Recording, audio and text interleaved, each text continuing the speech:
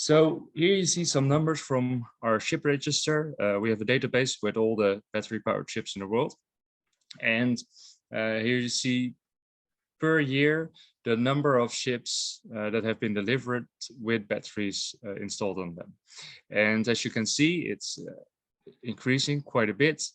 2021 was a bit, the numbers were a bit down because of COVID, but it's taking up again, very good.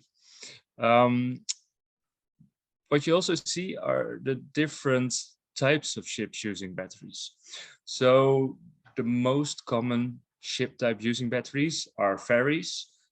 Ferries usually go from A to B. You know when they have to be where, you know how much time they will have for charging. So that makes them quite easy to electrify. But they are definitely not the only types of ships that are using batteries. The second largest group are actually the offshore supply vessels. So those are the ships that are working in the offshore oil and gas industry.